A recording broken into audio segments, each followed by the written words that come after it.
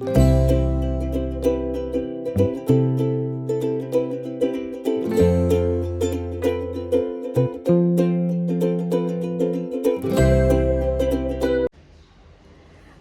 मंडळी, मी प्रिया तुमचं माझ्या चॅनलवर खूप खूप स्वागत करत आहे. आणि आज आहे संडे आणि दिवाळीचा आज तिसरा दिवस आहे. ऑलरेडी वसुबारस आणि धनत्रयोदशी झालेला आहे. आणि सगळ्यात आधी तर तुम्हाला दिवाळीच्या खूप खूप शुभेच्छा माझ्याकडून आणि माझ्या परिवाराकडून. तुमची ही दिवाळी खूप छान जावोत, मस्त तुमच्या सगळ्या सदिच्छा इच्छा पूर्ण होत. आणि आज आम्हाला जायचं आहे बदलापूरला दिवाळीसाठी. कारण यावेळी नेमकं असं झालं आहे की सागरला कंटिन्युअस सुट्टी आलेली आहे 4 दिवस. तर नाहीतर मग मी लक्ष्मीपूजन करून मग तिकडे जाते पाडव्याच्या दिवशी वगैरे. पण यावेळी असं झालं की संडे सुट्टी असते आणि सागरला मंडे ऑफ असतो, सॅटर्डे ऑफ नसतो त्याला. आणि दिवाळीचे 2 दिवस असं त्याला कंटिन्युअस 4 दिवस सुट्टी आले. त्यामुळे मग आम्ही प्लॅन केलं की आजच जायचं आहे. तर आज थोडंसं आमचं पार्सल येणार आहे, त्यामुळे जरासं वाट बघतोय की म्हटलं ते एवढ्या वेळात जर आलंच दुपारपर्यंत, कधी कधी संध्याकाळीसुद्धा येतात, म्हणजे आम्ही आहोत तोपर्यंत आलं तर ठीक आहे. नाहीतर मग मी वॉचमॅनला किंवा आमच्या शेजारी आहेत त्यांना घ्यायला सांगेन. सॉरी, आमच्याकडे ना भंगारवाले खूप येतात इथे खाली आणि फर्स्ट फ्लोअर असल्यामुळे ना खूप आवाज येतो, सगळं भंगारवाला वगैरे. त्यासाठी खरंच सॉरी, मी काहीच करू शकत नाही आहे की असे आवाज. आणि आता फटाक्यांचे पण आवाज इतके येतात ना, मुलांचं चालू झालं आहे सगळं. सकाळी उठल्यापासून ते रात्री झोपेपर्यंत मुलांचं फटाके वाजवणे चालूच असतं, त्यामुळे ते आवाज तुम्हाला येत राहतील. तर प्लीज कोऑपरेट करा, समजून घ्या. चला आता मी काय म्हणत होते, बॅग पॅकिंग. ज्यांची लहान मुलं आहेत त्यांना तर माहिती असेल की किती सगळं काय काय घ्यावं लागतं. अगदी एका दिवसासाठी जायचं म्हटलं तरी पण आहे ना त्यांचं खूप काही कॅरी करावं लागतं. तर मला थोडं आता ते बॅगसुद्धा पॅक करायची आहे. आणि माझा आवडता विषय आहे तो सगळ्यात. खूप बोर होतं मला ते पॅकिंग करायला. आणि तिथून आल्यानंतर पुन्हा ते सगळं अनपॅक करायला तर मग अजिबातच आवडत नाही मला. ठीक आहे, तर करावं लागणार आहे, बघू. चला आता नाश्ताची तयारी करायची. मेन म्हणजे पोहे संपलेत म्हणून सागर आणि बनू आणायला गेले आहेत. प्रिशा ऑलरेडी तिकडे गेलेली आहे. ती तिचं वेकेशन जेव्हा चालू झालं ना त्याच्यानंतर लगेच दुसऱ्या दिवशी तिने तिच्या बाबांना बोलवून घेतलं आणि ती तिकडे गेलेली. ऑलरेडी ती तिकडे आहे. मग आता आमचं तिघंच जायचं प्लॅन आहे. आम्ही तिघंच राहिलो. आणि काय काय वस्तू आम्हाला घेऊन जायच्या आहेत बघू, त्यासुद्धा काढायच्या आहेत. आणि आज बरंच काही प्लॅन आहे. तुम्ही व्हिडिओ बघत राहा, पुढे कंटिन्यू करा. हे बघा, ही अशी आमची पॅकिंग झालेली आहे. अशा एवढ्या बॅग झालेल्या आहेत. एक बॅग सागरने खाली नेलेली आहे आणि ही बॅग खूप मस्त आहे ॲक्च्युली, स्टिच करून घेतलेली आहे. पण छान आहे, बरंच काही काही सामान बसतं. आणि अजून 1-2 बॅगा आहेत त्या नेलेल्या आहेत ऑलरेडी खाली. चला आता असं एवढं सगळं घेऊन जायचं आहे.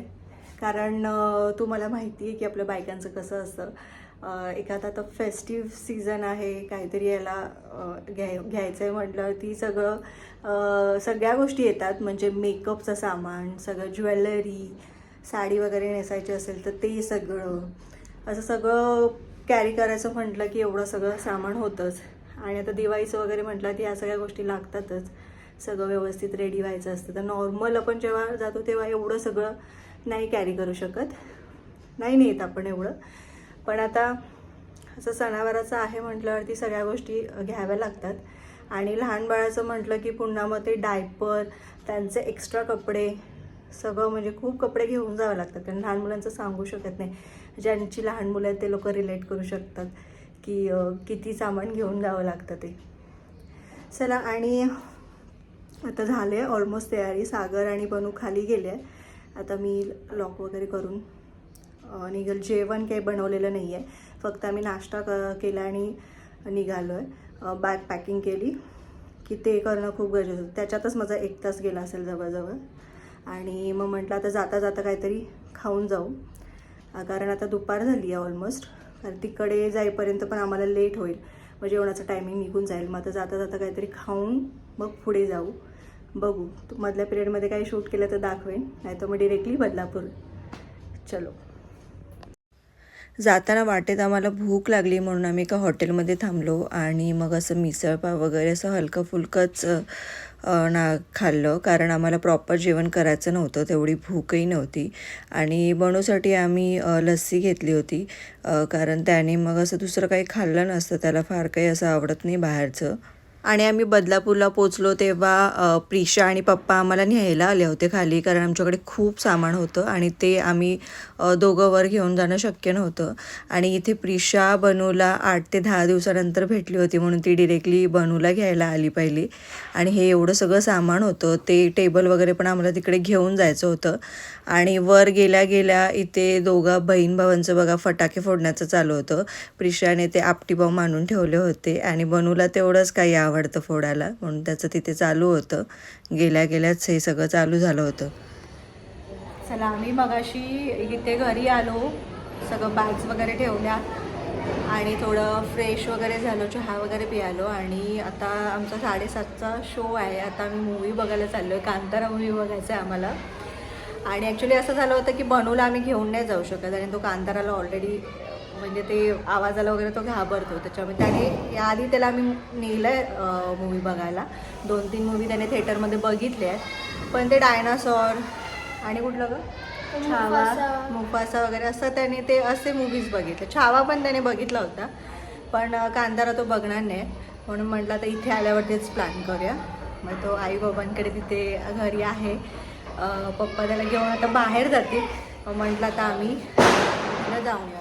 आम्ही येतानाच तिकीट्स काढून आलो होतो आणि ही आमच्यामध्ये आता कबाब मी हड्डी घुसली इकडे, हिची तिकीट काढली नाही आहे, ही आता इथे आल्यानंतर तयार झाली. चला तर आता मूवी बघायला जातो आहे.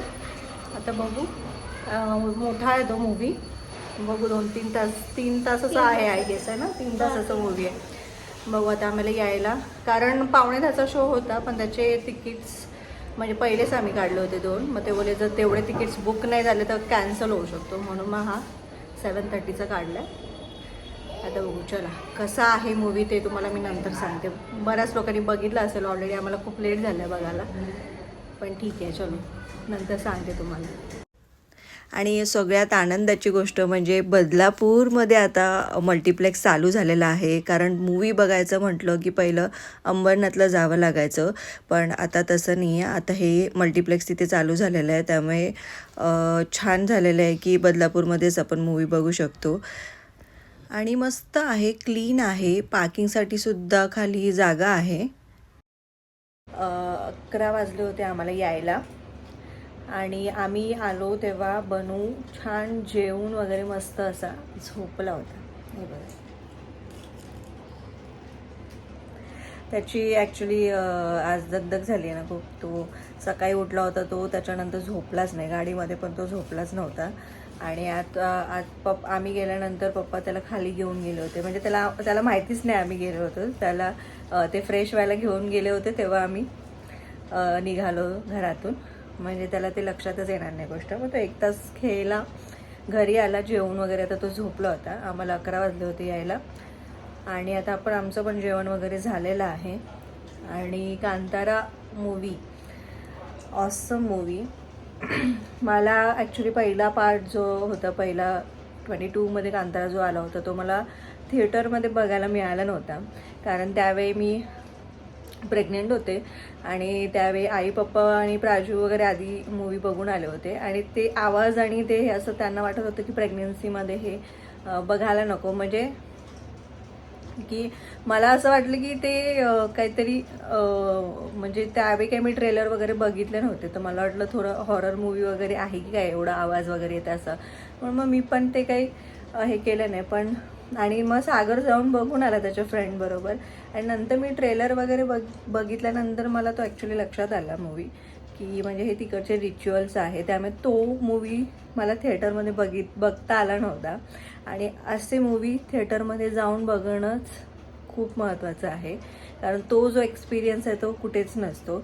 आणि आम्ही असे बरेचसे मूवी बघतो थिएटरमध्येच, बऱ्याचदा होतं आमचं. बनवून आता थोडंसं कमी झालं आहे, आणि आता कांतारा 1 ऑसम मूवी.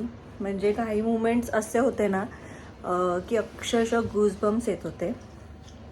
खूप म्हणजे मस्त. ऋषभ शेट्टीचं तर काय, त्याची ॲक्टिंग तर आपण काही बोलूच शकत नाही, वादच नाही आहे. आणि ज्यांनी पण कोणी अजूनही मूवी बघितला नाही आहे त्यांनी जाऊन नक्की थिएटरमध्येच हा बघा. आणि असं म्हणजे नेटफ्लिक्सवरती वगैरे नंतर येईल वगैरे, पण ते टी व्हीमध्ये बघण्यात मजा नाही आहे. तो ॲक्च्युली एक्सपिरियन्स थिएटरमध्येच घेतला पाहिजे. ॲक्टिंग, डिरेक्शन सगळं ऑसम. आणि इंटरवलनंतर पूर्ण मूवीज पूर्ण चेंज होऊन जातो. आता मी काही गोष्टी रिव्हील करणार नाही, कारण ज्यांनी अजून मूवी बघितले नाही त्यांची मला एक्साइटमेंट कमी नाही करायची आहे. ज्यांनी बघितलं त्यांना माहिती असेल की कसा आहे तो मूवी. खूप छान छान वाटतं. आणि मला म्हणजे तो आधीचा जो मूवी आहे तो थिएटरमध्ये मला बघता नाही आला, त्याचं मला फार दुःख होतं त्याच्यानंतर. कारण मग मी एकटी जाऊन काय बघू शकणार होते. परत मग सागरला मी म्हटलं ठीक आहे तुम्ही घरीच बघेन तो. मग मी घरी नंतर तो प्रेग्नन्सीमध्येच बघितला होता. पण आत्ता मी ठरवलं होतं की थिएटरमध्ये जाऊनच बघणार. मी त्याचे ट्रेलर पण अक्षरशः बघितले नव्हते, कारण मला ते आधीच त्याची ती एक्साइटमेंट कमी करून घ्यायची नव्हती. त्यामुळे मी काहीच बघितलं नव्हतं. मला म्हटलं डायरेक्ट मूवीज बघायचं आहे. आणि तुला कसं वाटलं? प्रिशाला कळत नव्हतं, तिच्या डोक्याच्या वरून जात होतं सगळं. तिला एवढं समजत नव्हतं ते, कारण काही गोष्टी अजून ती लहान आहे, त्यामुळे तिच्या थोडं समजण्याच्या पलीकडे. आजच्या व्हिडिओमध्ये इथेच थांबूया. तुम्हाला व्हिडिओ आवडला असेल तर लाईक, शेअर, कमेंट, सबस्क्राईब करायला विसरू नका. आणि भेटूया एका पुन्हा छानशा व्हिडिओसोबत. तोपर्यंत मजेत राहा, हेल्दी राहा, स्वतःची काळजी घेत राहा. जय महाराष्ट्र.